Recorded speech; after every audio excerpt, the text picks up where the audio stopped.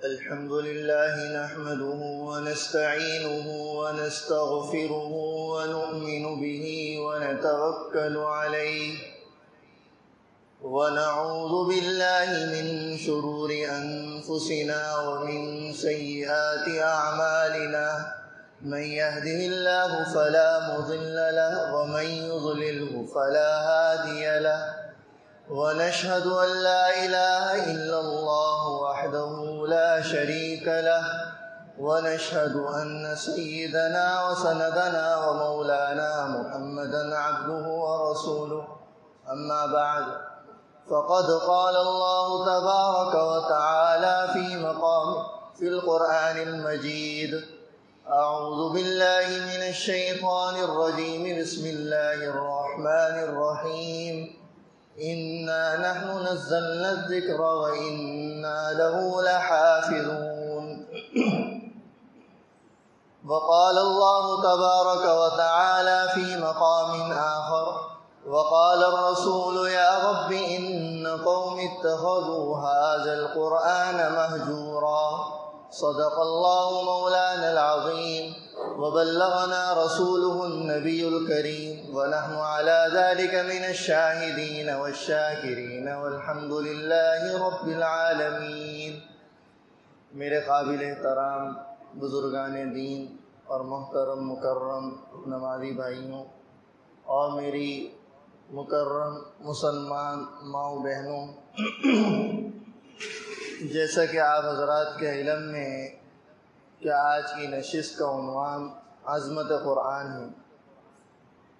عظمت قرآن جو ہے ایک بہت ہی وسیع عنوان ہے اور اس کے لیے کسی بڑے عالم کی ضرورت ہے، نہ کہ مجھ جیسے ناکارہ طالب علم کی۔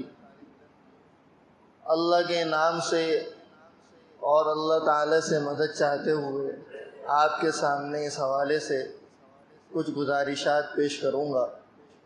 جس طرح کہ آپ کو علم ہے، اللہ تعالیٰ نے انسانیت کی رہنمائی اور ہدایت کے لیے وقتاً فوقتاً مختلف مقامات پر مختلف اقوام کے اوپر جو ہے اپنے اولو العزم انبیاء علیہم السلام کو بھیجا۔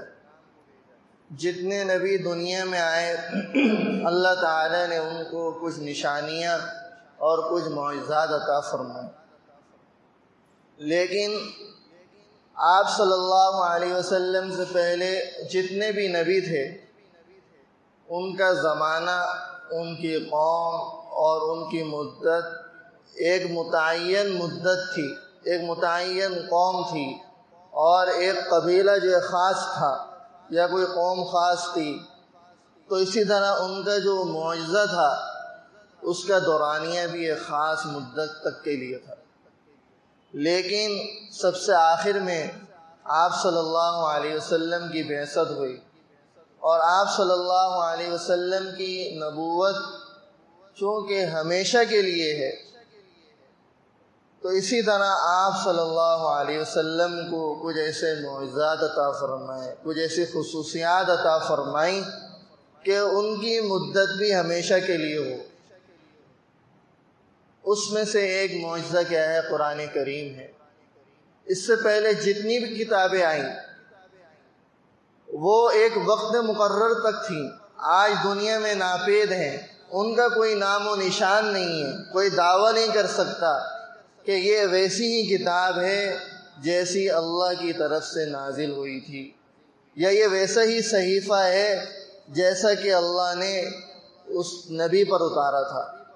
لیکن قرآن کریم ایک ایسی کتاب ہے جس کے بارے میں دعویٰ کیا جا سکتا ہے، اور دعویٰ کرنے والے بھی برحق ہیں۔ کیا دعویٰ کیا جا سکتا ہے کہ جس طرح اللہ تعالیٰ نے اسے اتارا 23 سال کے عرصے میں، یہ اسی طرح آج بھی محفوظ ہے۔ اس کے زبر زیر پیش میں اور بلکہ اس کے الفاظ تو الگ ہیں، اس کے معنی میں بھی کوئی تبدیلی واقع نہیں ہوئی۔ آپ دیکھیں جتنی بھی زبانیں ہیں ہر زبان جو ہے ہر 50 سال 100 سال کے بعد اس میں تغیر آنے شروع ہو جاتا ہے۔ اگر کوئی آج سے 150-200 سال پہلے کا کوئی انگریز ہو، اگر آج وہ زندہ ہو کر آ جائے تو اس کی بات سمجھنے والے آپ کو نہیں ملیں گے، اس کی کوئی بات نہیں سمجھ پائے گا۔ لیکن اگر قرآن کریم کی جو زبان ہے، میں آپ کو یہ بتلانا چاہ رہا ہوں، اگر آپ صلی اللہ علیہ وسلم کے پردادا آ جائیں تو ان کو پوری دنیا میں ان کا ترجمان مل جائے گا۔ کیوں؟ کیونکہ اللہ تعالیٰ نے اس کتاب کی جہاں حفاظت کری، اس کی زبان کی بھی حفاظت کر دی اللہ تعالیٰ۔ اب آپ دیکھیں قرآن کریم کی حفاظت کے لیے اللہ تعالیٰ نے کتنے لوگوں کا انتخاب کیا، علماء نے اپنی زندگیاں کھپا دیں۔ ہمارے بر صغیر میں جو سب سے پہلا ترجمہ ہوا قرآن کریم کا، شاہ عبد القادر رحمہ اللہ نے کیا۔ یہ شاہ ولی اللہ محدث دہلوی کے صاحبزادے ہیں، انہوں نے فارسی میں ترجمہ کیا، انہوں نے اردو میں ترجمہ کیا۔ ان کے ایک صاحبزادے ہیں شاہ عبد العزیز محدث دہلوی، انہوں نے قرآن کریم کی تفسیر لکھی۔ تو شاہ عبد القادر رحمہ اللہ کے بارے میں آتا ہے، مفتی شفیع صاحب نے کہیں لکھا ہے کہ قرآن پاک کے ترجمے کے لیے 30 سال تک مسجد میں معتکف رہے۔ 30 سال کا عرصہ، یعنی قرآن کریم کی خدمات کس طرح اس امت کے علماء نے سر انجام دی، اس کے لیے کتنے علوم اور فنون ایجاد ہوئے۔ قرآن کریم کے حروف کے حفاظت کے لیے، تلفظ کی حفاظت کے لیے باقاعدہ علم تجوید جو ہے علماء نے مدون کیا۔ صرف یہی نہیں، قرآن کریم کی تفاسیر جو لکھی گئیں، اب قرآن کریم کی مختلف علماء نے مختلف نوعیتوں سے اس کی خدمات سر انجام دی۔ آپ دیکھیں قرآن کریم کے جتنے قصے ہیں، ہمارے علماء نے ان کو ایک جگہ جمع کر دیا۔ مولانا حفظ الرحمان سیوآروی صاحب نے قصص القرآن لکھ دی۔ اسی طرح قرآن کریم میں جہاں جہاں کسی مقام کا تذکرہ آیا، سید سلیمان ندوی رحمہ اللہ تعالی نے اس پر ایک کتاب لکھ دی، ارض القرآن، کہ بھائی یہاں یہاں جو ہے قرآن کریم میں اس مقام کا تذکرہ ہے۔ اسی طرح جن شخصیات کا تذکرہ آیا، جو مثالیں بیان کی گئیں، اس پر الگ الگ علماء نے کتابیں لکھ دی۔ یہ ہے۔ اسی طرح جو تفسیریں تقریباً پہلی دوسری صدی ہجری میں لکھی گئی تھیں، آج تک امت جو ان سے استفادہ کر رہی ہے، یعنی اس میں کوئی تغیر نہیں آیا، اس کی تفاسیر آج تک اللہ نے محفوظ کر دی۔ تو قرآن کریم کے الفاظ اور اس کے معانی، اس کا تو کوئی مقابل ہی نہیں ہے۔ جب قرآن کریم نازل ہو رہا تھا تو اس وقت مشرکین کیا کہتے تھے کہ جو ہے آپ صلی اللہ علیہ وسلم نے اپنی طرف سے سگڑ لیا، نعوذ باللہ من ذالک۔ تو اللہ تعالی نے ان کو چیلنج کیا، اگر ایسی بات ہے، لو اجتمعت الانس والجن على ان یأتوا بمثل هذا الکتاب یا بمثل هذا القرآن، یعنی تم بھی تمام انسان اور جنات جمع ہو جاؤ اور ایک دوسرے کے مددگار بن جاؤ، اور تم کہتے ہو کہ حضور اپنی طرف سے لے کر آئے ہیں اور یہ کسی شاعر نے بنائی ہے، تو تم بھی ایسی کتاب لے کر آ جاؤ۔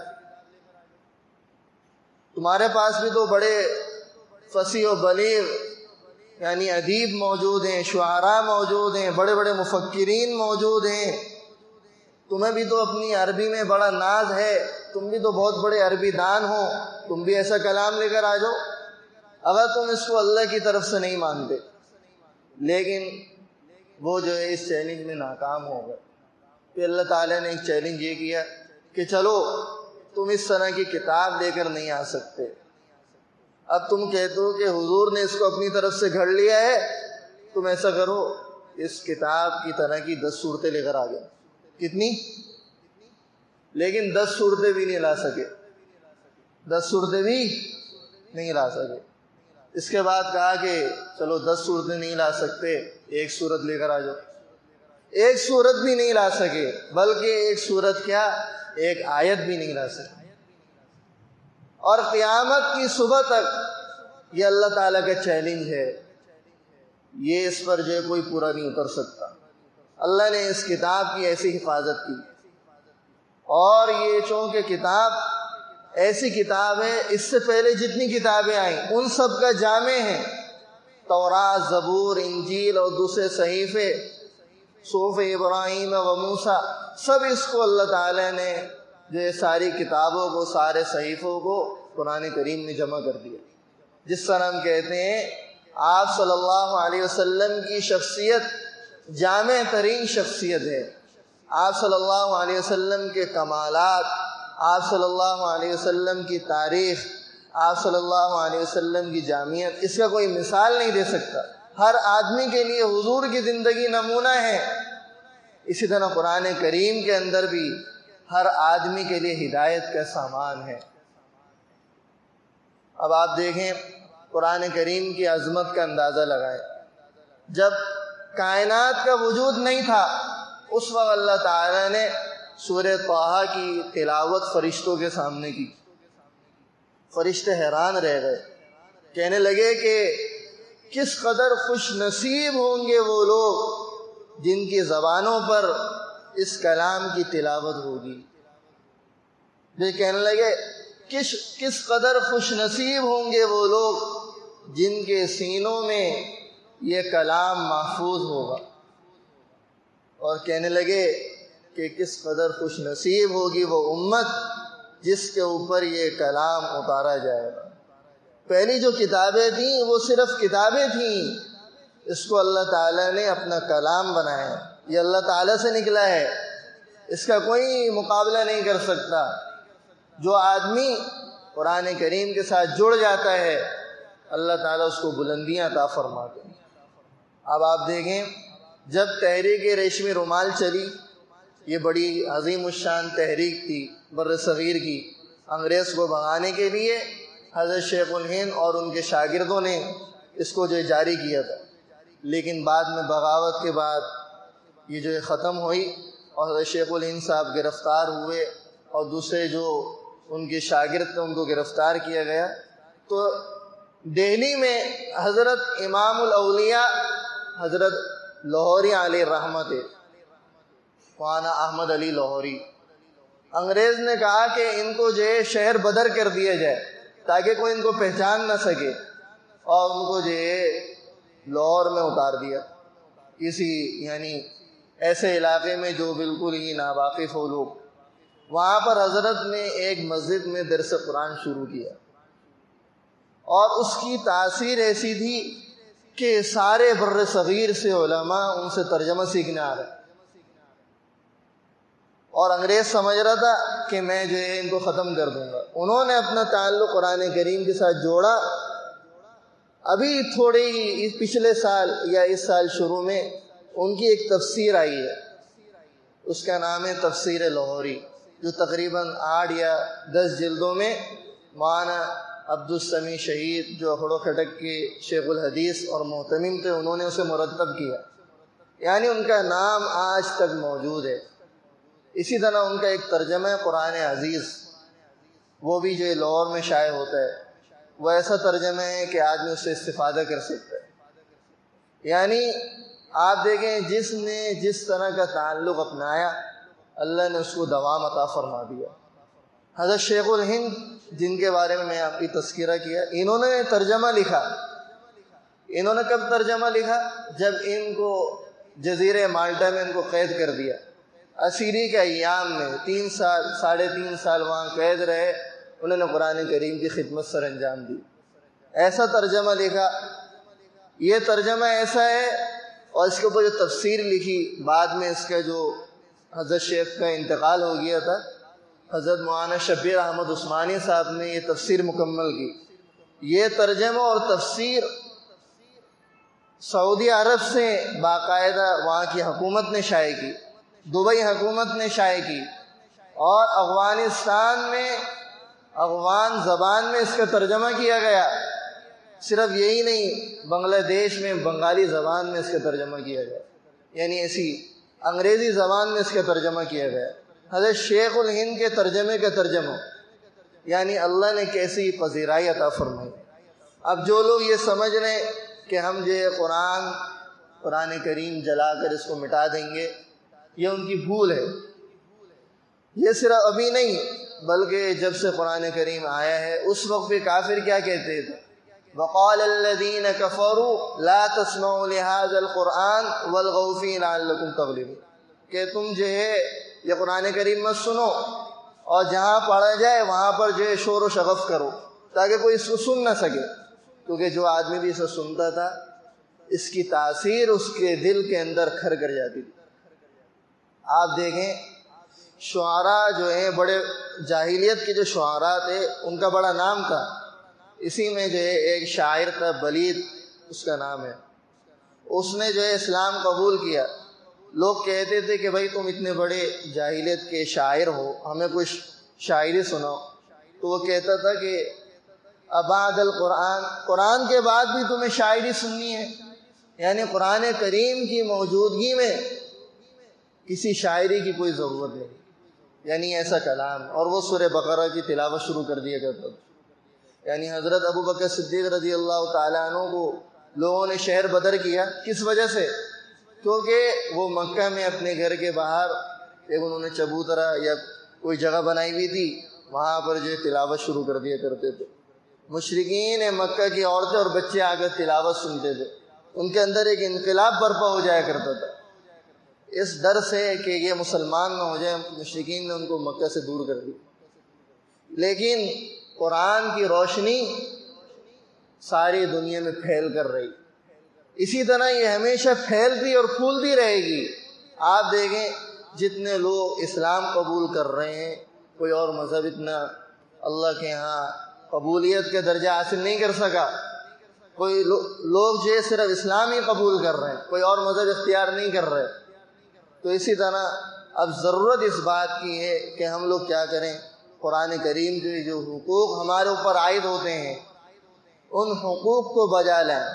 ایک یہ کہ قرآن کریم کی عظمت، اس کی تعظیم، صرف قرآن کریم کی تعظیم نہیں بلکہ جو بچے قرآن کریم پڑھ رہے ہیں ان کی بھی تعظیم کریں، ان کا بھی خیال کریں، اور جو مدرسین، جو قاری حضرات قرآن کریم کی شب و روز خدمت میں مصروف ہیں ان کی بھی تعظیم کریں، ان کا بھی خیال کریں۔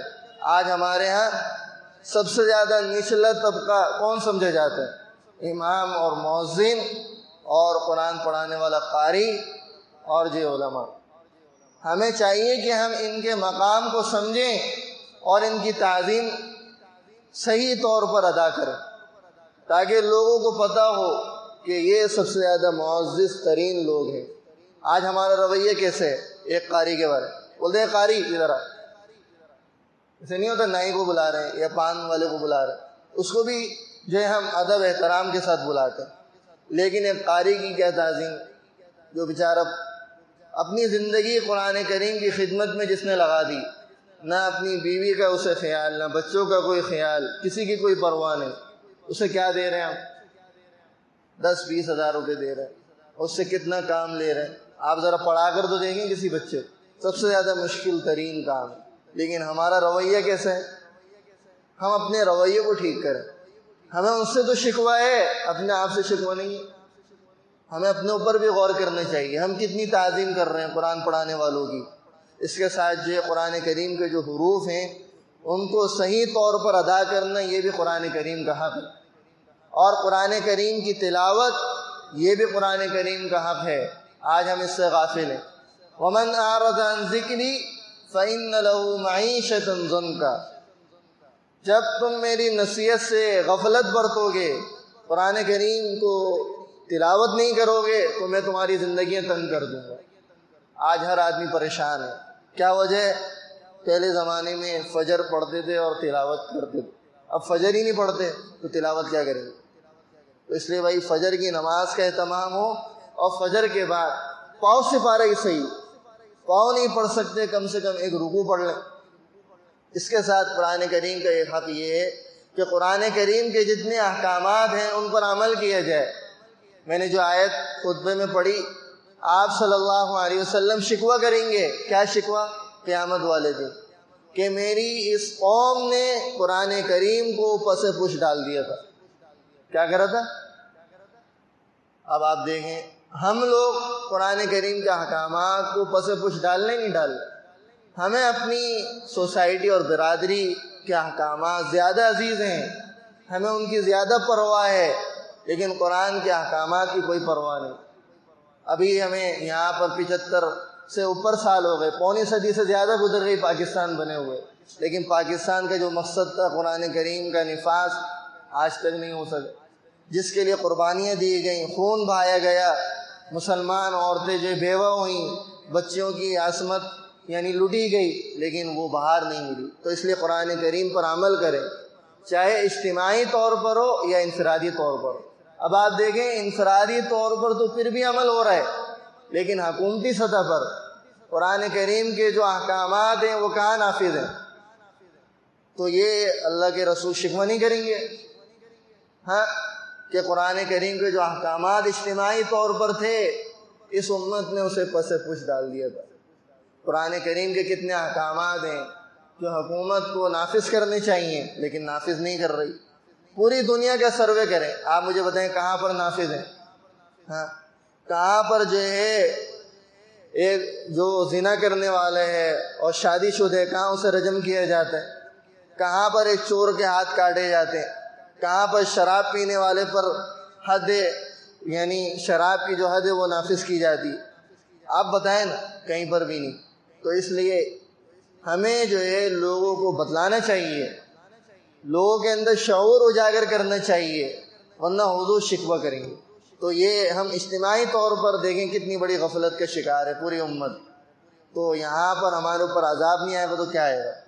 اس کے ساتھ جو قرآن کریم کا ایک حق یہ ہے کہ اس کی خوب نشر و اشاعت کی جائے، آدمی اس کے لیے اپنی زندگی وقف کر دے۔ جو لوگ اس کے لیے اپنی زندگی وقف کرتے ہیں اللہ تعالیٰ ان کو دوام عطا فرماتے ہیں۔ آپ دیکھیں ہمارے علاقے میں ہمارے استاد تھے حضرت قاری شریف صاحب رحمہ اللہ تعالیٰ، انہوں نے کتنی خدمت سر انجام دی، آج تک ان کا نام جو ہے موجود ہے، انہیں لوگ جو بھول جاتے ہیں۔ آج بھی ان کے شاگرد ان کے لیے روزانہ اصال ثواب کرتے ہیں، ان کے شاگردوں کے شاگرد ان کے لیے اصال ثواب کرتے ہیں۔ تو اس لیے اپنے آپ کو وقف کر دیں قرآن کریم کی نشر و اشاعت کے لیے۔ اور اسی طرح جو یہ حرکتیں کر رہے ہیں قرآن کریم کی توہین کر رہے ہیں تو ان کا بائیکاٹ کیا جائے۔ یہ صرف مال کے پجاری ہیں، ان کو اگر مال نہ ملے تو یہ جو ہے اپنے لوگوں کو سزا دینے پر آمادہ ہو جاتے ہیں۔ جب ان کا بائیکاٹ کیا جائے گا، ان کے ساتھ جو ہے اقتصادی ان کے اوپر پابندیاں لگائی جائیں گی تو یہ خود بخود صحیح راستے پر آ جائیں گے۔ اب آپ دیکھیں نا، کل کی رپورٹ تھی سویڈن کے جو وزیر قانون ہے اس کے بارے میں آیا کہ وہ کہہ رہے کہ ہمیں جو ہے اس وجہ سے کہ پوری امت کھڑی ہو گئی ہمیں خطرات لاحق ہو رہا ہے۔ خطرات لاحق نہیں ہوں گے تو کیا لاحق ہوئیں گے ایسے بدبختوں کو؟ تو اسی لیے مسلمانوں کے اس طرح کے جو رویہ ہوتا ہے اس سے ان کو بڑا سبق ملتا ہے، لیکن ہم لوگ کیا کرتے ہیں؟ کل علماء نے جو ہے آپ کی جماعت عالمی مجلس تحفظ ختم نبوت کے اکابرین نے کہا کہ بھائی پریس کلب آنے، کتنے لوگ آئے؟ کوئی بھی نہیں۔ سمجھ رہے ہیں کہ بھائی جو مدرسے میں پڑھنے والے طلبہ ہیں ان کا کام ہے، ہم تو مصروف ہیں۔ بھائی قرآن کریم کی عظمت سے بڑھ کر بھی کوئی مصروفیت ہے؟ یہاں پر کوئی نہیں ہے۔ تو اس سے ان کے اوپر بڑا اثر پڑتا ہے۔ یہ پریس جو ہوتا ہے، یہ جو ہمارے اکابر کہتے ہیں کہ اس حوالے سے احتجاج کرو، اس کا اثر ہوتا ہے۔ تو اس لیے ہمیں اپنے اکابر کی باتوں کو دل و جان سے قبول کرنا چاہیے، ہمیں سمجھ آئے یا نہ آئے، ہمیں ان کی اندھی تقلید کرنی چاہیے۔ صحیح ہے؟ اس کے ساتھ جو ہے ایک ہمارا یہ رویہ ہونا چاہیے کہ ہم یہ عہد کریں کہ ہم اپنے گھر سے ایک حافظ قرآن ضرور بنائیں گے، اپنے بچوں کو بنائیں گے انشاءاللہ، اس کو عالم بنائیں گے، صرف حافظ نہیں، اور اس کو قرآن کریم کی تعلیم اور اس کی نشر و اشاعت کے لیے وقف کر دیں گے، کریں گے سب انشاءاللہ۔ اس کے ساتھ جو جتنے غیر مسلم ہیں ان کے پاس اللہ کی یہ جو کتاب ہے یہ ان کو پیغام دیا جائے کہ بھائی قرآن کریم صرف ہمارے لیے نہیں ہے، ہدی للناس، یہ تمام انسانیت کے لیے، تم اس سے رہنمائی حاصل کرو، تم اسے جو ہے تعصب کی اینک اتار کر اسے پڑھو تو تمہیں پتہ چلے گا قرآن کریم کیا چیز ہے۔ جتنے لوگوں نے تعصب کی اینک اتار کر قرآن کریم پڑھا، اللہ تعالیٰ نے کتنے لوگوں کو ہدایت عطا فرمائی۔ تو اسی طرح قرآن کریم کو تدبر کریں، اس میں غور و فکر کریں۔ ہم غور و فکر نہیں کر سکتے، کم سے کم اس کا ترجمہ تو سیکھیں۔ ترجمہ نہیں سیکھ سکتے، کم سے کم اس کا ترجمہ تو پڑھیں۔ ہمارے جو علماء ہیں، مستند علماء، ایسا نہ ہو کہ بھائی غیر مستند عالم کا آپ نے ترجمہ لے لیا، ہدایت کے بجائے گمراہ ہو گئے۔ ایسے لوگوں کا ترجمہ لے لیا جو خود بھی گمراہ تھے اور دوسروں کو بھی گمراہ کرنے والے تھے، تو ہدایت کے بجائے آدمی گمراہ ہو جائے گا۔ تو اس لیے ایسے علماء کا ترجمہ لیں جو مستند ہو، اور صرف ترجمے پر گزارا نہ کریں، بلکہ ہمارے بزرگوں نے اپنی زندگیاں کھپا کر جو تفاسیر لکھی ہیں ان کا بھی مطالعہ کریں۔ جیسے معارف القرآن ہے، تفسیر عثمانی ہے، اس کو پڑھیں کہ اللہ کی منشا کیا ہے، اللہ ہم سے کہہ کیا رہے، اللہ کا ہم سے مطالبہ کیا ہے۔ یہ جو دستور حیات ہے، یہ اللہ کا جو قانون ہے، یہ ہے کیا؟ آج ہمیں پتہ ہی نہیں۔ ہم سمجھتے ہیں کہ بھائی ہمارا کام نہیں۔ بھائی قرآن کریم کا سمجھنا، اس کا پڑھنا ہر ایک مسلمان کا کام ہے۔ اسی حوالے سے الحمدللہ آپ کے پڑوس میں بنس روڈ میں سنہری مسجد میں ہم لوگوں نے آج سے تقریباً 4 سال قبل دراسات دینیہ کا کورس رکھا، تاکہ جو مصروف لوگ ہیں کم سے کم دن میں 2 گھنٹے نکال کر قرآن کریم کا ترجمہ و تفسیر سیکھیں۔